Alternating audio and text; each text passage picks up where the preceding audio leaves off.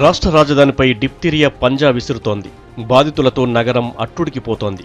ఇప్పటికే వ్యాధి బారిన పడిన 3 చిన్నారులు చనిపోగా మరో 33 మంది పిల్లలు ఫీవర్ ఆసుపత్రిలో చికిత్స పొందుతున్నారు.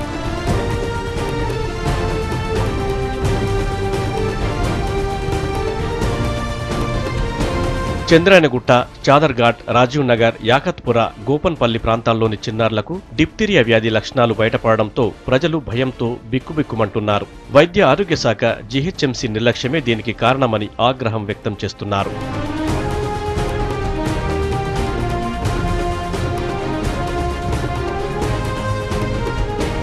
ఫీవర్ ఆసుపత్రిలో రోజురోజుకు రోగుల సంఖ్య పెరుగుతోంది. గోపన్పల్లికి చెందిన 2 చిన్నారులు, చాదర్ఘాట్లోని వినాయకనగర్కు చెందిన మరో చిన్నారి డిప్తీరియాతో చనిపోయారు. ప్రస్తుతం వ్యాధి బారిన పడిన మరో 33 మంది చిన్నారులు ఆసుపత్రిలో చికిత్స పొందుతున్నారు. ఈ సంఖ్య రోజురోజుకు పెరుగుతోంది.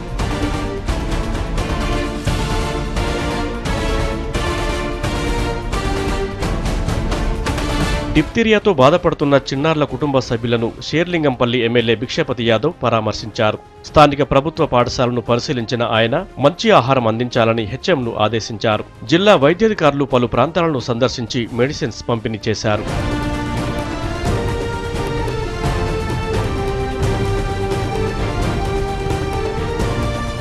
అపరిశుభ్ర పరిసరాలు, కలుషిత నీరు, వ్యర్థ పదార్థ నిల్వ ద్వారా డిప్తీరియా వ్యాధి వ్యాపిస్తుందంటున్నారు డాక్టర్లు. సకాలంలో జాగ్రత్తలు తీసుకుంటే వ్యాధి బారి నుంచి రక్షించుకోవచ్చంటున్నారు. కేఎల్బీ టెస్టు ద్వారా డిప్తీరియా వ్యాధిని గుర్తిస్తారు.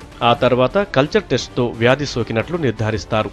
ఒకవేళ డిప్తీరియా సోకినట్లయితే నివారణకు పెన్సిలిన్ ఇంజెక్షన్ చేస్తారు. ప్రాథమిక దశలో గుర్తిస్తే వ్యాధిని తేలికగా నయం చేసుకోవచ్చు. పిజ్జా, బర్గర్, ఐస్ క్రీంలకు దూరంగా ఉండాలి. చిన్నారులకు సకాలంలో వ్యాక్సిన్స్ వేయించాలి.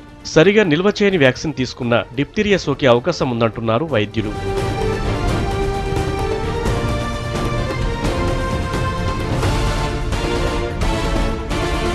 డిప్తీరియాకు సంబంధించిన అన్ని మందులు అందుబాటులో ఉన్నాయంటున్నారు వైద్యాధికారులు. అంతటా వైద్య శిబిరాలు ఏర్పాటు చేసి వ్యాధి అదుపులోకి వచ్చే వరకు శిబిరాలు కొనసాగిస్తామన్నారు.